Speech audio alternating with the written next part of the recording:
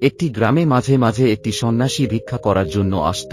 ওই সন্ন্যাসী গ্রামে আসার পরে গ্রামের সমস্ত মানুষজনের সঙ্গে দেখা করত, তাদেরকে ভবিষ্যৎ সম্পর্কে কিছু কথা বলত, কিছু জ্ঞান উপদেশ দিত। আর কিছু মানুষ ওই সন্ন্যাসীকে এর পরিবর্তে ভিক্ষা দিত, আবার কিছু মানুষ ভিক্ষা না দিয়েই চলে যেত। কিন্তু তারপরেও ওই সন্ন্যাসী কখনোই মন খারাপ করেনি।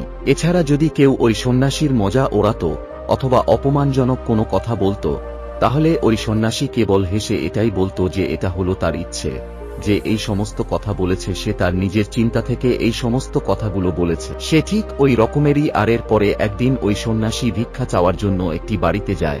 ওই বাড়ির ভিতর থেকে একটি মানুষ বাইরে বেরিয়ে আসে, আর ওই লোকটি সন্ন্যাসীকে একটি রুটি ভিক্ষা দেয়।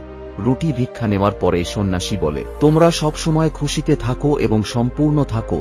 এটা শোনার পরে ওই লোকটি বলে, কিন্তু গুরুজি, আমরা কিভাবে খুশি এবং সম্পূর্ণ থাকব? কারণ আমার বাড়িতে তো কোনো রকমের সুখ শান্তি নেই। এর পরে ওই সন্ন্যাসী জিজ্ঞেস করে, কি সমস্যা হয়েছে আমাকে বলো। এরপরে ওই লোকটি বলে, আমার স্ত্রী অনেক বেশি কথা বলে, আর আমার স্ত্রীর অতিরিক্ত কথা বলার কারণে আমার পরিবারে কোনো রকমের শান্তি নেই। আপনি আমাকে উন্নতি করার আশীর্বাদ দিচ্ছেন, কিন্তু যেখানে আমার পরিবারে শান্তি নেই সেখানে আমার উন্নতি কিভাবে হবে? এরপরে ওই সন্ন্যাসী একটু হেসে বলে, এটা হলো তোমার সমস্যা, ঠিক আছে, তুমি তোমার স্ত্রীকে ডাকো। এর পরে সন্ন্যাসী ওই লোকটির স্ত্রীকে ডাকেন। এরপরে সন্ন্যাসী ওই লোকটির স্ত্রীকে জিজ্ঞেস করে, তুমি কেন এত বেশি কথা বলো যার কারণে সবাই এত অভিযোগ করছে? এরপরে ওই লোকটির স্ত্রী উত্তর দেয়, গুরুজি, আমি কেবল সত্যি কথা বলি, আর যদি সত্যি কথা ওনার খারাপ লাগে তাহলে আমি কি করতে পারি? আমি ওনাকে এটাই বলি, যখনই ওনার বোন আমাদের পরিবারে আসে তখন সে আমাদের পরিবারে অশান্তি সৃষ্টি করে দিয়ে যায়। আর এখানে আমার ভুলটা কোথায়? এরপরে ওই সন্ন্যাসী বলে, এটাই তো হলো তোমার ভুল। এরপরে ওই লোকটির স্ত্রী একটু অবাক হয়ে জিজ্ঞেস করে, কিন্তু গুরুজি, এখানে আমার ভুলটা কি? এরপরে ওই সন্ন্যাসী একটু হেসে বলে, ঠিক আছে, তোমার ভুলটা বোঝার জন্য এখন আমি তোমাকে ছোট্ট একটি গল্প শোনাচ্ছি। প্রথমে এই গল্পটা একটু মনোযোগ দিয়ে শোনো, তাহলেই তুমি তোমার ভুলটা বুঝতে পারবে। এরপর ওই সন্ন্যাসী বলে, অনেক পুরনো দিনের কথা, একটি রাজ্যের রাজা যে স্বপ্নই দেখত সেই স্বপ্নের পিছনে লুকিয়ে থাকা রহস্য জানতে অনেক বেশি আগ্রহী ছিল। কারণ ওই রাজা বিশ্বাস করতেন যে আমাদের স্বপ্ন ভবিষ্যতে ঘটতে চলা ঘটনার সংকেত দেয়, এবং এই কারণেই যখনই ওই রাজা কোনো স্বপ্ন দেখতেন তখন রাজা দ্রুত তার রাজ্যের সমস্ত জ্ঞানী মানুষদেরকে একত্রিত করতেন এবং তাদেরকে ওই স্বপ্নের ব্যাখ্যা করতে বলতেন। আর তারা রাজাকে স্বপ্নের যে ব্যাখ্যা দিতেন সেই ব্যাখ্যা সবসময় সত্যি ছিল। আর এই কারণে রাজা তাদের উপর অনেক বিশ্বাস করতেন। তাদের বলা উপায় অনুযায়ী রাজা রাজ্য পরিচালনা করতেন, আর এটি ওই রাজার একটি অভ্যাসে পরিণত হয়ে যায়।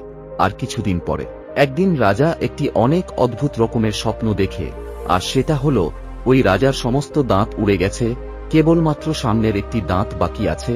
এই স্বপ্নটা এতটাই অদ্ভুত ছিল যে রাজা সকাল হবার সঙ্গে সঙ্গে রাজ্যের সমস্ত জ্ঞানী মানুষদেরকে ডেকে পাঠালেন এবং তাদেরকে বললেন, আজ আমি এমন একটি স্বপ্ন দেখেছি যা আমাকে গভীর চিন্তাভাবনায় ডুবিয়ে দিয়েছে।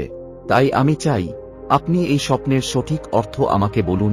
এরপর রাজা তার স্বপ্নের কথা খুলে বললেন, কিন্তু সেই স্বপ্নের কথা শুনে সেখানে উপস্থিত কেউই তার স্পষ্ট অর্থ বুঝতে পারেনি। তারা হয়তো উত্তর দিতে চাইছিল না, অথবা তাদের কাছে সঠিক কোনো উত্তর ছিল না।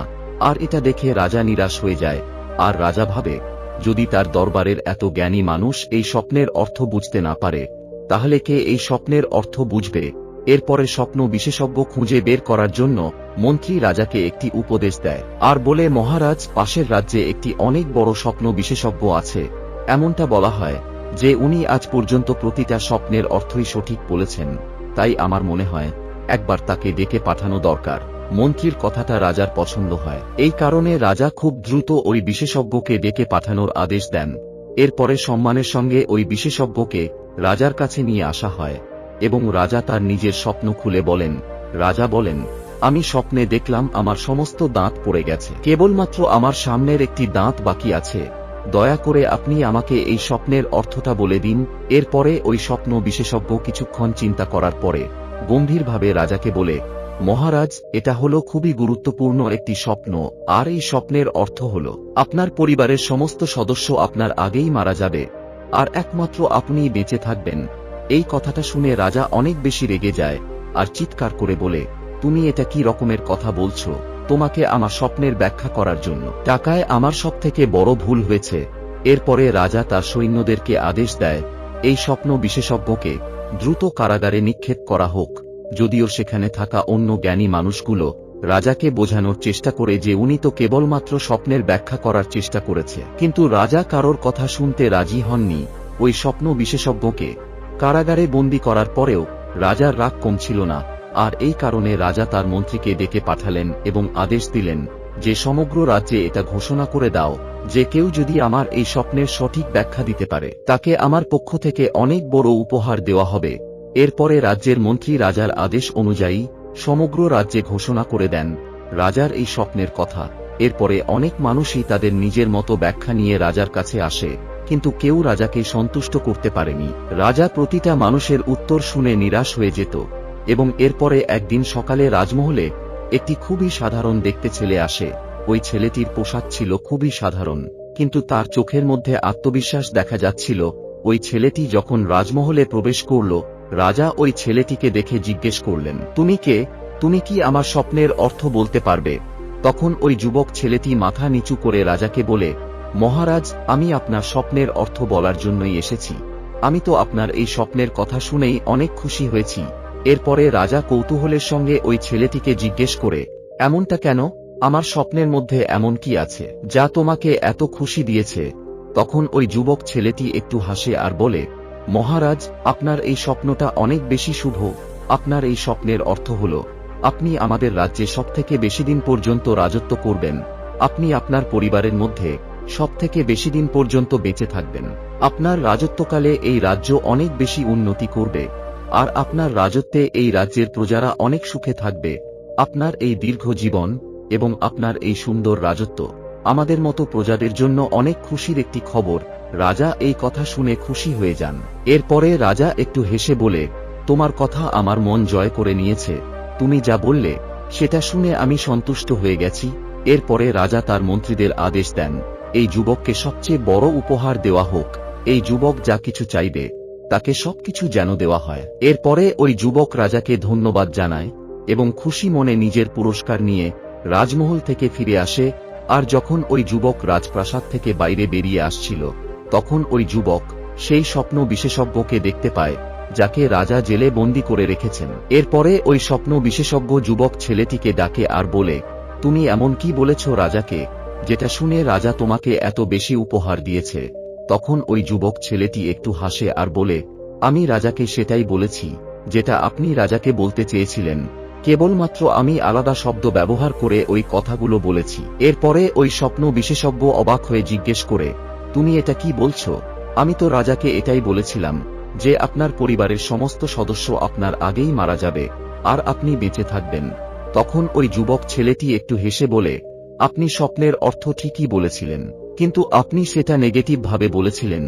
আপনি রাজাকে বলেছিলেন যে তার পরিবারের মানুষজন তার আগে মারা যাবে। যদিও কথাটি সত্যি হয়েছে, তবুও শুনতে খারাপ লেগেছে, কিন্তু সেই কথাটাকেই আমি পজিটিভ ভাবে উপস্থাপন করেছি। আপনি আপনার পরিবারের মধ্যে সবচেয়ে দীর্ঘদিন বেঁচে থাকবেন এবং আপনি দীর্ঘদিন পর্যন্ত শাসন করবেন। এখানে পার্থক্য শুধুমাত্র কথার মধ্যে রয়েছে, আর এটাই হলো কারণ আজ এই উপহারটি আমি পেয়েছি।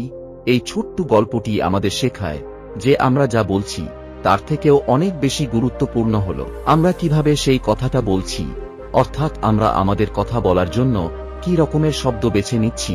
কারণ একই কথাকে আলাদাভাবে বলার ফলে তার প্রভাব আলাদা হতে পারে। তাই সঠিক এবং পজিটিভ শব্দ কেবল সামনের মানুষটির মন জয় করে না, বরং এটা আমাদেরকে সফলতার কাছে নিয়ে যায়। তাই জীবনে কি বলতে হবে এটি যতটা গুরুত্বপূর্ণ, তার থেকেও বেশি গুরুত্বপূর্ণ হলো এটি জান যে এটি কিভাবে বলতে হবে। আজকের ভিডিওটি এই পর্যন্তই। ভিডিওটি ভালো লাগলে ভিডিওটিকে লাইক এবং শেয়ার করতে ভুলবেন না। Thanks for watching.